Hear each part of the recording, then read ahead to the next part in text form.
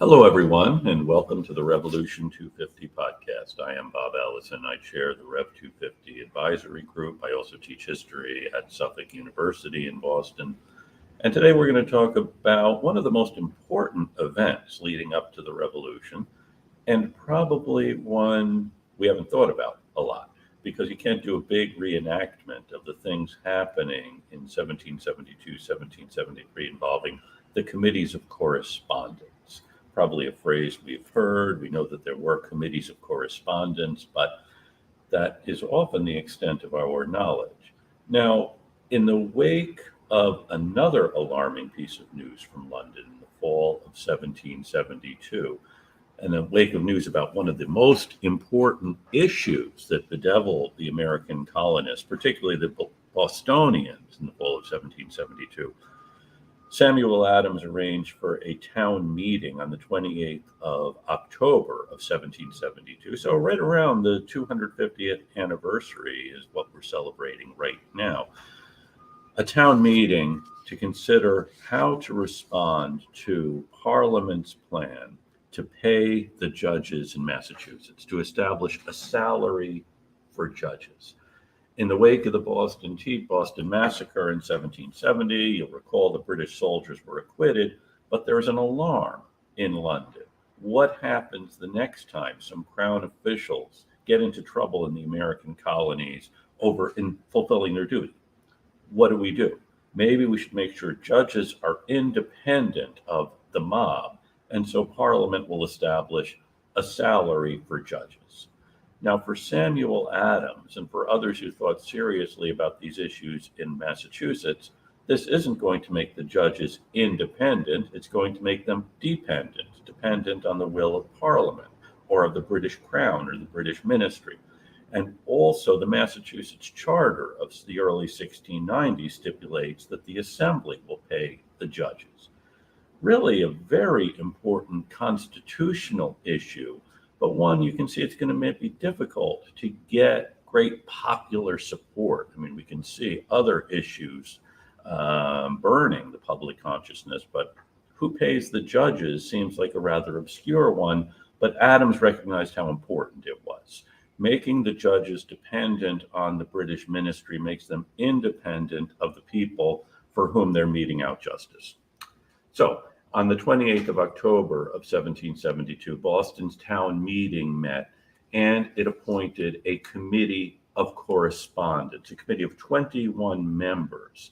And actually, it met on the 2nd of November to appoint the committee. On the 28th of October, they said, yes, this is alarming. We'll have to meet again on November 2nd, which they do. And at that meeting, they appoint this committee of 21, which they call a committee of correspondence. And they ask this committee to report on the 20th of November. And on November 20th, the Committee of 21 issues its report to the Boston town meeting. And this is a very carefully drafted report. It runs to about 40 some odd printed pages at the time, and it's in 3 sections. The first section is on the rights of the colonists. The second section is on infringements and violations of these rights. And the third section is a letter to the other towns of Massachusetts, asking them what they think. And the first section is actually drafted by James Otis, Josiah Quincy, and Samuel Adams. So they form the committee to draw up what are the rights of the colonists. And they consider the rights, or they lay out the rights in 3 ways. The rights of the colonists as men. What are our fundamental natural rights as men? And it's fairly straightforward. The Richard Brown from the University of Connecticut wrote really the best treatment of this about 50 years ago at the time of the bicentennial. And he lays out what is the nature of the report. And one reason historians hadn't really studied the report in great detail is it doesn't say anything new, the way Otis's Rights of the British Colonists from 1765 does, or the Declaration of Independence does. It's very straightforward, the articulation of what Bostonians thought were their rights as people. And remember, the committee is not drafting this to issue some new thing. They want some ground that everyone can stand on. So what are our rights as men? Well, the rights to life, liberty, and property, and the right to defend those rights, and also the right to remain in a state of nature as long as you choose. So that's one area of rights. Then, second, what are our rights as Christians? This is a shorter section, only about a page. It talks about the right to worship, and also fundamentally says these rights are given to us by the great lawgiver of the New Testament, the liberty of conscience being a primary one, and also quotes William Blackstone, saying that these are the rights that have been wrested from King John by the sword under the Magna Carta. And of course, the Magna Carta establishes your right not to be taxed without your consent, which is going to be fundamental in what's going to come next. And then finally, what are our rights as subjects? So think about this. They're articulating their rights as subjects of the British Crown. And this is a right not to be taxed without your consent, and also a restriction on the legislative power. The supreme power, if the Parliament has that, cannot take from a man his property without his consent. So, fundamental rights we have as men, as Christians, and as subjects. It's relatively, well, it's about a 17-page or so, about a 10-page brief on what are our rights here in Massachusetts. Then a longer section follows on how have these rights been infringed, or have there been infringements and violations of these rights. This section, we know, was written by Joseph Warren, our friend from Roxbury, William Greenleaf, a member of the Sons of Liberty, and Dr. Thomas Young. Young was a doctor from New York who had come to Boston relatively recently and has become very active in town politics. And in this section, there are 12 infringements on our rights listed. Parliament has assumed the power to legislate for us. Now, again, this is not a power the Massachusetts people are going to concede, that Parliament can do this. We have our own assembly that can do this. And Parliament has exerted a power to raise a revenue. And this deprives men of their earnings without their consent. Now, that whole idea of you being entitled to control your earnings is also going to be fundamental in another area, of course, because that's why we're going to challenge the institution of slavery. If we can't have our earnings taken from us without our consent, how can someone who's enslaved have his or her earnings taken without their consent? They're going to see that correlation. Many of the towns will report on this when they respond to Boston's call. And then the next two talk about new offices being created, specifically the customs collectors and other offices being created here and sent here with an unconstitutional power, the power of search and seizure, the power to look at find what property is being seized from us. So these are two more violations of our fundamental rights. Next, not only are new offices being created and officers sent, but fleets and armies are being sent here to enforce the Revenue Acts, which are a violation of our fundamental rights. And then we get to why we are upset at this particular moment about these things. And it's because this revenue is going to be used to pay the governor, the lieutenant governor, as well as the judges. So we've established this revenue, which is unconstitutional. We've sent over officers to collect the revenue. We've then sent over military force to collect the revenue.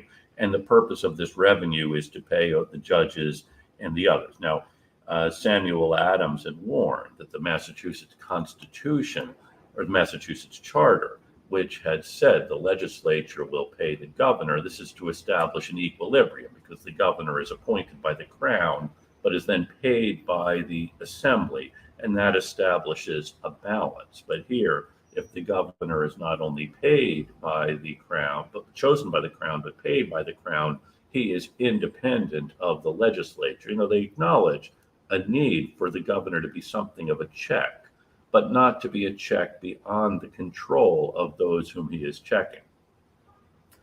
And then next, the Parliament, through its ministers, has instructed the governor to treat the legislature as being a mere ministerial engine. That is, the purpose of the Massachusetts Assembly is not to legislate for the people of Massachusetts, but instead is to carry out the directives issued in London by the ministers. So they are kind of middle managers here rather than the voice of their constituents. And then creating the courts of vice admiralty, which will try people for violating the various smuggling laws, tax laws, and so on. This is another violation on our fundamental rights. We're also restrained from operating mills, slitting mills for producing iron, as well as British laws to protect British manufacturers. Americans are not allowed to ship wool on vessels. And this is a way to protect English manufacturing, as well as, stipulating that you can't operate rolling mills, slitting mills for producing iron. These are ways that Parliament and the ministers are violating or are infringing on our natural rights. And next, there's an act Parliament has passed for the better protection of dockyards, etc. And this act gives to the ministry the power to take anyone who is accused of harming a dockyard or anyway interfering in crown policy to London for trial. You see, it's a nice sounding act. Everyone wants to protect dockyards, but what it really means is we're going to take people off to London. Of course, they're thinking about the Gaspee back also in 1772, the destruction of the British revenue cutter Gaspee. They don't want to make sure that doesn't happen again. Anyone who does something like that is going to be shipped off to London for trial.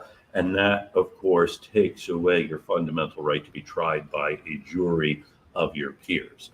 We're going to see a lot of the things that come up in this Boston report. We will see protected later on when folks get around to drawing up constitutions for their states and for the United States. And then there's the threat of an American bishop. The Church of England and the Society for the Propagation of the Gospel had been thinking about sending an Anglican bishop to America. Now, the dangerous thing here isn't just that there's a bishop who's going to be overseeing Anglican priests in America. Bishops in England also have authority in things other than ecclesiastical. Bishops are political appointments in London, in England. To become a bishop in the Church of England, you need to have support from the Prime Minister, from the Crown. So it's a political office, and you also do have certain political powers. So having an Anglican bishop, that official isn't just responsible for the Church of England ministers and congregations. He is also going to have something of a civil role in the state in which he is a bishop. This is going to be an issue later on after the Revolution, when we do finally get Episcopal bishops in America. It's a contentious issue. It's somewhat less contentious, but here it's the threat of an established bishop. And the Boston report says only our general court has temporal and spiritual power. Interesting. And then finally, altering the bounds of provinces. This is something that the Massachusetts Boston Town Meeting sees as being really an infringement on our rights. And there were border disputes going on between Massachusetts and New York over the western boundary, as well as among Massachusetts, New York, and New Hampshire over the New Hampshire grants, this territory between New Hampshire and New York, which were in contest between New York and New Hampshire, as well as the people who had moved there from Connecticut who wanted to call the area New Connecticut. They had moved up the Connecticut River into this area with grants from the province of New Hampshire, which is why Bennington, established under the authority of Benning Wentworth, is established actually right on the New York border. But then Parliament or the ministry has infringed on this in determining where the borders will be of these different provinces without any real discussion among the provinces. So these are the grievances, or these are the infringements on our natural rights, which Part 2 sets out. And again, Joseph Warren, William Greenleaf, and Thomas Young drafted these problems. And then finally, there's a 5-page letter to the other towns of Massachusetts. And this is written by Dr. Benjamin Church, William Powell, and Nathaniel Appleton. And this it doesn't tell the towns, hey, this is our platform. It really wants the towns to think about what all of this means. And they set out again why at this particular moment we're thinking about these things. That is, we have the Parliament and the ministry making rules for us and changing the constitutional nature of the system, and Parliament is exceeding its powers and acknowledging that in the British system, Parliament is supreme. Remember, there had been a civil war in the 17th century, in the 1600s, about Parliament versus the Crown. Parliament had won that. And most of these folks in Massachusetts see that victory for Parliament as a step forward in the path of liberty. But what happens when the Parliament itself exceeds its power? That is really a dangerous thing. What do you do when Parliament exceeds its power? When this body, which is all powerful, is going to exercise its power in a bad way? How do you withstand? What can withstand the attacks of mere power? The letter asks. And what can we do? What can preserve the liberties of the subject when the barriers of the Constitution are taken away? And also they say, we're not afraid of poverty, but we disdain slavery. Again, seeing slavery as the end of all of this. If Parliament can take away our power, our property without our consent, what can't it do?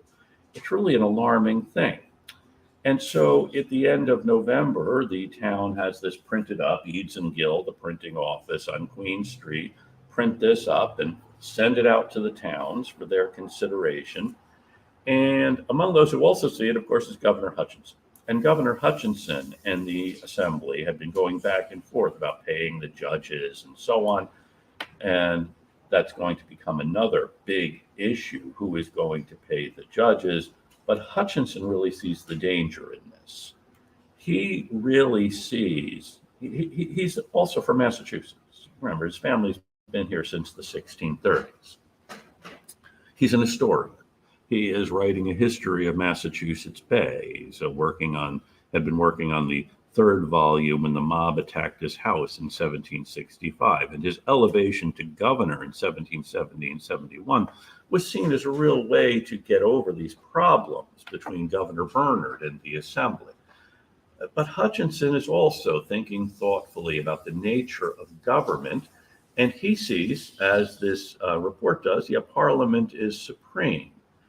Parliament wants to govern the empire. And thanks to this system, we in the British Empire enjoy liberty. And in order to enjoy liberty, we need to have order. He really sees order as being threatened here by the towns. Remember, his house is the one that was attacked by a mob. So we kind of can see the limits to that whole idea of liberty. Now, the towns, of course, when they respond to the Boston Town Meeting's report, they're going to see liberty as the essential thing to order. They both want order, but Hutchinson sees order as essential to liberty and the order imposed by Parliament. The towns see liberty as essential to order. We'll get to Hutchinson's response in a minute, but meanwhile, the towns are responding. Something like by April, about half of the towns have responded, and most agree with the Boston Town Meeting. Well, why don't I tell you how Hutchinson responds? Because he does this in an interesting way, and actually in one of the most disastrous responses in the history of responses to potential political conflicts. He calls in a meeting of the General Court, meets in Cambridge. There had been a smallpox outbreak in Boston, so it did make some sense to meet in Cambridge as opposed to in Boston.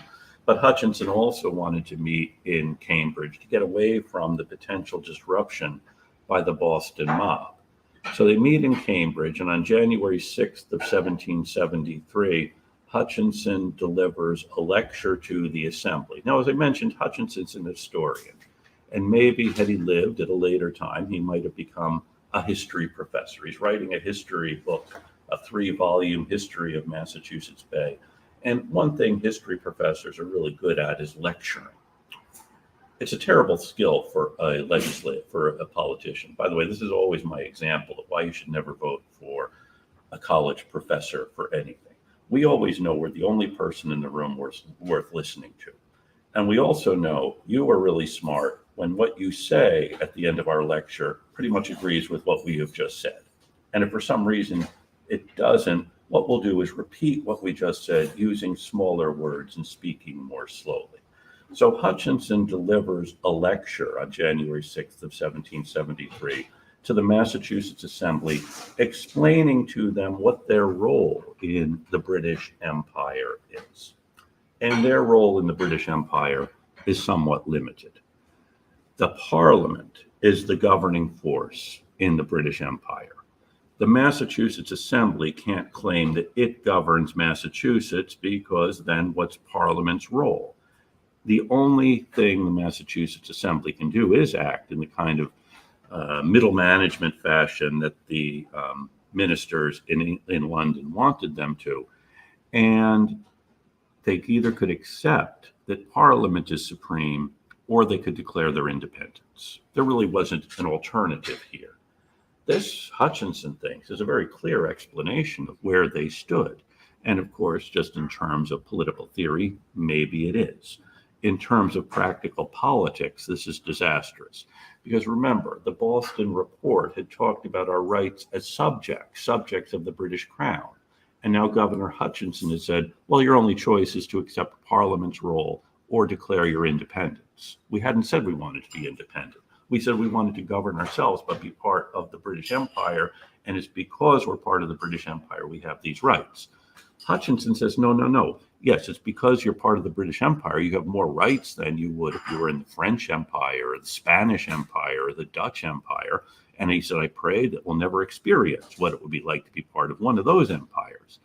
He knows that independent Massachusetts could not sustain itself, and it would get swallowed up by one of these other empires. And then we would lament what we lost when we left the British Empire. But he's really telling them something that it might be true, but it's certainly not what they can go back and tell their constituents. Hey, we only have a choice of submitting to Parliament or being independent.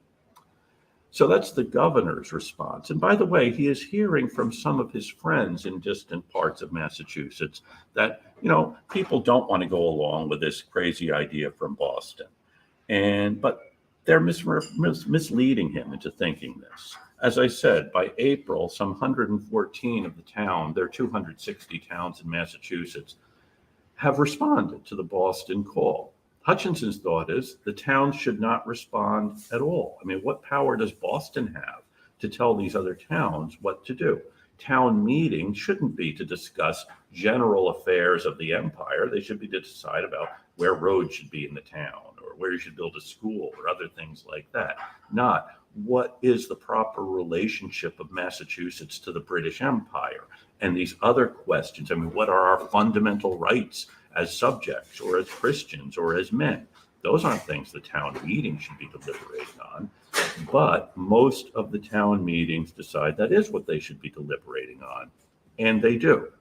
Now, about a third of the towns who respond had either never responded at all to any kind of provincial affair, or had only done so once. In 1768, there was an issue over Governor Bernard's suppression of the assembly. Other than that, most of the towns had never said anything. They were doing what Hutchinson wanted, just going along, deciding on local affairs. But this does get them to think about these bigger issues. And in this, the towns really are articulating their understanding of constitutional roles. They differ from the governor profoundly. In some ways, they differ from the town of Boston. But the towns are really doing this in a way. It's implicit in their responding that they feel they have this duty to do this. And they argue that the only real basis for British authority is the Charter of 1691, which does not give Parliament any power. It gives the assembly power. It gives the king or queen power to appoint a governor. But other than that, Parliament doesn't have any role in this. Marblehead suggests that every town create a committee of grievance, or there be a general committee of grievance to watch out for infringements on our liberties. Ipswich says, why don't we send our own agent to London to argue this for us? And some of the towns make really striking declarations. The town of Newton, which is just west of Boston, says that in the cause of liberty, no good man can stay silent. So they see this as a fundamental thing, and they have to speak up. You really see the towns coming forward and articulating where they stand in relationship to the British Constitution. 3 towns in Worcester County, Leicester, Spencer, and Paxton, suggest opening up a correspondence with sister provinces. That is, not just have this a debate within Massachusetts, but why don't we talk to the other provinces in North America about their relationship with the British Crown? The town of Petersham says we should call on, that is, those of us who love liberty, should call on some Protestant power in Europe or powers in Europe to intercede with the mother country. Very interesting idea that we see this problem with the mother country. We want to remain with the mother country. Maybe we need some arbitrator from Denmark or the Netherlands to tell the British Crown what it's doing wrong. The town of Chatham on Cape Cod, and this is something you see other of the towns saying, says that Boston is the metropolis. You have there all of the laws, you have various bills of rights and acts. That is, you have all these records up there. Why don't you use them? Look into the records to save this distressed people from ruin. You do see in many of these towns an acknowledgement that, Boston is really the leader in this. But they're not saying, hey, we're just going to listen to everything Boston says, but looking for leadership from the town of Boston. The town of Lenox out in the western part of the province says, we are the youngest town. We're only 5 years old. So we really look to the adults to guide us here. The older towns are like our parents, and in many cases, the people of Lenox had come from these older towns. Now, 2 of the towns, at least Gorham and Medfield, Gorham up in Maine, call on the assembly also to look into the institution of slavery. That is, drawing this direct connection between Parliament's power to take away our property and the institution of slavery. There had been some petitions by enslaved people to the assembly in the previous year. There will be more. So this becomes part of the overall issue. And some of the towns call for a day of fasting and prayer, a way of resolving this. And if it's not resolved, there are some threats. The town of Belchertown says what happened to General Braddock back on the Monongahela could happen to redcoats who come to try to enforce the law here. And up in Maine, the towns of York and Lincoln say that it's not just our men who know how to shoot and load. Women also know how to load and shoot. So you're not just going to be facing a few with ill-trained militia.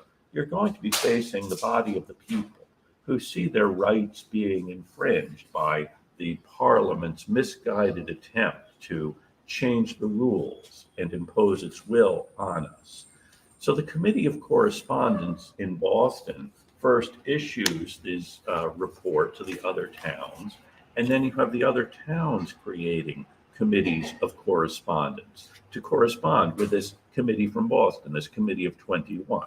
And often they will be like-minded folks in these other towns in Massachusetts who will be corresponding with one another. This really helps to establish a whole network of communication throughout the province of like-minded folks who agree fundamentally on their rights as subjects, as men, as Christians, and also can see these infringements. And then the Massachusetts Assembly also creates a committee of correspondence to do what the towns of Leicester, Paxton, and Spencer had suggested, corresponding with the other provincial assemblies. And so by the end of 1774, all of the other provinces in British North America, all of their assemblies have created committees of correspondence to write to each other, to communicate with each other about what is happening. This is going to be very, very important when in 1774, the British Crown shuts down the port of Boston and suspends the Massachusetts government. You've already established this communications network so that what's happening in Massachusetts doesn't stay in Massachusetts. It's really a brilliant strategy, and Samuel Adams is in many ways the architect of this, but also recognizes that it's not just Samuel Adams and the Boston Committee or the Massachusetts Committee telling everyone else what to think.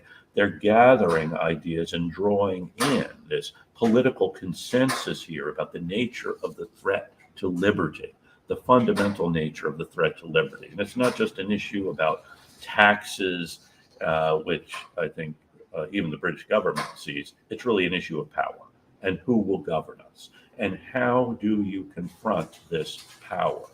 And Adams realized you couldn't simply do it through the Massachusetts Assembly because the governor could suspend that.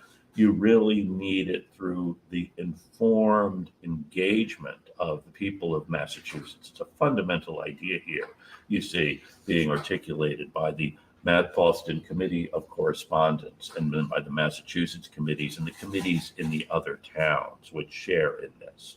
So the 58 towns, as I said, organized committees of correspondence. This forms a loose, informal network throughout Massachusetts. You know, some places less so than others. A couple of the towns, Middleborough down in Plymouth County and Springfield out on the Connecticut River, there Governor Hutchinson has quite a lot of friends or supporters, and they don't go along with this. But in a couple of the other towns where Cambridge and Roxbury, where the governor's friends tried to stop the town from acting, they're outvoted.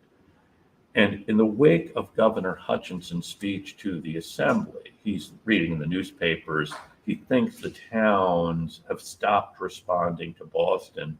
They really haven't. He really thinks he's quieted things down with his lecture. Often a history professor thinks he's pretty much solved everything with his lecture. He's going to be quite surprised when he gets the results of the exam. People in London aren't happy with Governor Hutchinson because, so far no one had mentioned independence, but he sets that out as your choice. You can either submit or you can declare independence. Well, the folks who sent to the assembly by their towns, even if they had kind of agreed with the governor in some things, realized the towns didn't send me simply to be a yes man to someone else. They sent me to be their representative. So this is what's happening in 1772. It's really the critical moment in creating the American Revolution, as the Boston Town Meeting creates a committee of correspondence to begin communicating with other towns in Massachusetts about this fundamental idea of liberty and of your relationship to government and who decides. And another big issue here is the town's right to instruct representatives. As I said, one of the real grievances was Parliament was instructing the governor, and the governor also didn't think the people in the towns had the power to instruct their representatives, to tell them what to think. And this, to a voter in Massachusetts, is the essential thing. Of course we instruct the people we've elected. This is why they have a one-year term. It's also why we built a gallery in the State House so that we can watch what they're doing. And yes, the people do have the right to instruct their representatives and tell them how to vote. The thinking on the other side is, no, you've elected us because we're the wisest people, and you should simply let us do what the wise people do.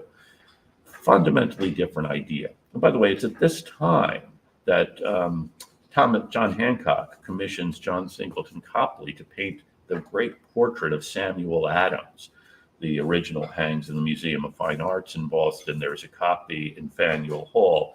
And in that portrait, Adams is looking right at us, and one hand is pointing to the Massachusetts Charter of 1691.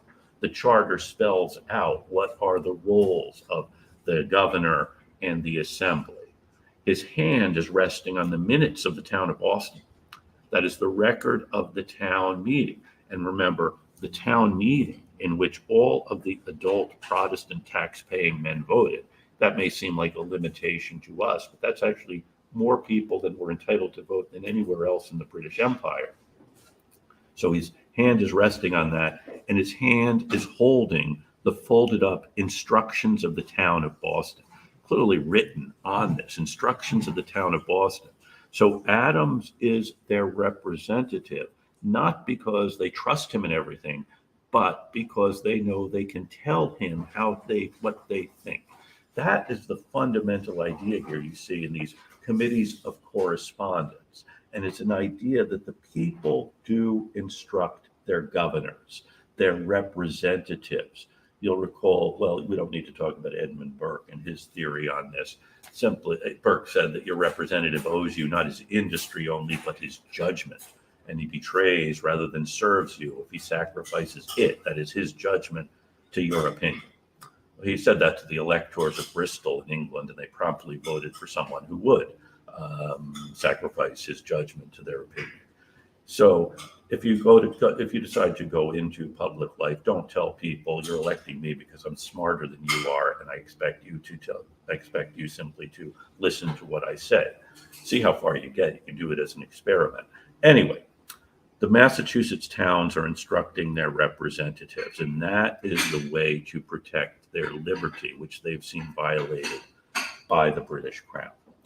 So thank you for listening to this podcast on the massive Boston town meeting and its committees of correspondence, the Boston Report, which is really the event that's going to usher in the real trouble in 1773, 250 years ago now. And I want to thank Jonathan Lane, our producer, as well as our many listeners out there in places like Port Chester, New York, Houston, Texas, as well as El Paso, Texas, Pittsfield, Massachusetts, a town that responded in 1772, 1773, Grosse Pointe, Michigan, Federal Way, Washington.